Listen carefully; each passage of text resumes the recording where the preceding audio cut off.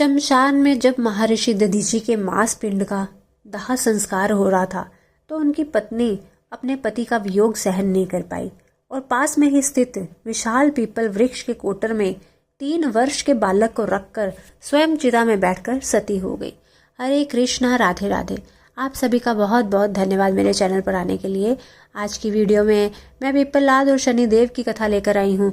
अगर आप मेरे चैनल पर नए हैं तो मेरे चैनल को सब्सक्राइब कर लीजिए और साथ ही बेल आइकन को भी प्रेस कर दीजिए ताकि हर वीडियो की नोटिफिकेशन आपको मिलती रहे।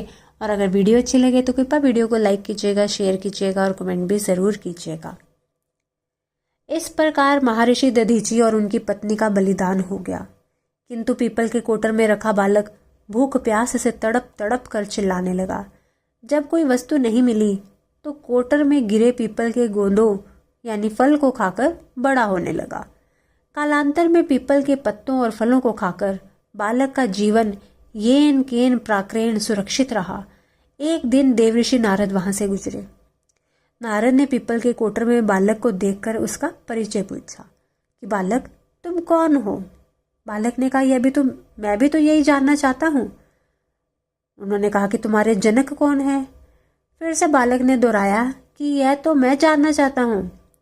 तब नारद ने ध्यान धर देखा। नारद ने आश्चर्यचकित होकर बताया कि हे बालक, तुम महान दानी महर्षि दधीचि के पुत्र हो। तुम्हारे पिता की अस्थियों का वज्र बनाकर ही देवताओं ने असुरों पर विजय पाई थी। नारद ने बताया कि तुम्हारे पिता दधीचि की मृत्यु मात्र 31 वर्ष की आयु में ही हो गई थी। बालक ने कहा कि मेरे पिता की अकाल मृत्यु का कारण क्या था? नारद बोले कि तुम्हारे पिता पर शनिदेव की महादशा थी। तो बालक ने कहा कि मेरे ऊपर आई विपत्ति का कारण क्या था? फिर नारद ने कहा कि शनिदेव की महादशा। इतना बताकर देवऋषि नारद ने पिप्पल के पत्तों और गोंदों को खाकर जीने वाले बालक का नाम पिप्पलाद रखा और उसे दीक्षित किया। नारद के जाने के बाद बालक पिप्पलाद ने नारद के बताए अनुसार ब्रह्मा जी की घोर तपस्या करके उन्हें प्रसन्न किया। ब्रह्मा जी ने जब बालक पिप्पलाद से वर मांगने को कहा तो पिप्पलाद ने अपनी दृष्टि मात्र से किसी भी वस्तु को जलाने की शक्ति मांगी। ब्रह्मा जी से वरदान मिलने पर सर्वप्रथम पिप्पलाद ने शनिदेव का आवाहन करके अपने सम्मुख प्रस्तुत किया उन्हें और सामने पाकर आंखें खोलकर भस्म करना शुरू कर दिया। शनिदेव सशरीर जलने लगे। ब्रह्मांड में कोलाहल मच गया। सूर्यपुत्र शनिदेव की रक्षा में सारे देव विफल हो गए। सूर्य भी अपनी आंखों के सामने अपने पुत्र को जलता हुआ देखकर ब्रह्मा जी से बचाने हेतु विनय करने लगे। अंततः ब्रह्मा जी ने स्वयं पिप्पलाद के सम्मुख पधार के कहा कि शनिदेव को छोड़ो, किंतु पिप्पलाद तैयार नहीं हुए। ब्रह्मा जी ने एक के बदले 2 वरदान मांगने की बात कही। तब पिप्पलाद ने खुश होकर निम्नवत 2 वरदान मांगे।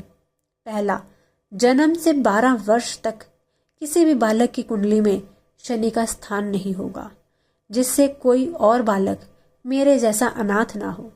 दूसरा, मुझ अनाथ को शरण पीपल वृक्ष ने दी थी, अतः जो भी व्यक्ति शनिवार को पीपल वृक्ष पर जल चढ़ाएगा उस पर शनि की महादशा का असर नहीं होगा। ब्रह्मा जी ने तथास्तु कहकर वरदान दिया। तब पिप्पलाद ने जलते हुए शनि को अपने ब्रह्मदंड से उनके पैरों पर आघात करके उन्हें मुक्त कर दिया, जिससे शनिदेव के पैर क्षतिग्रस्त हो गए और वे पहले जैसी तेज से चलने लायक चाल नहीं कर पाए। अतः तभी से शनि शनैश्चरति यम शनैश्चर अर्थात जो धीरे चलता है वही शनैश्चर कहलाए और शनि आग में जलने के कारण काली काली काया वाले अंग भंग रूप में हो गए। संप्रति शनि की काली मूर्ति और पिप्पल वृक्ष की पूजा का यही धार्मिक हेतु है।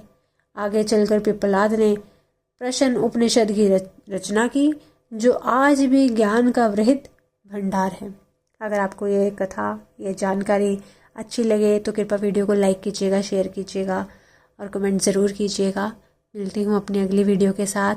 तब तक के लिए सभी को हरे कृष्णा, राधे राधे।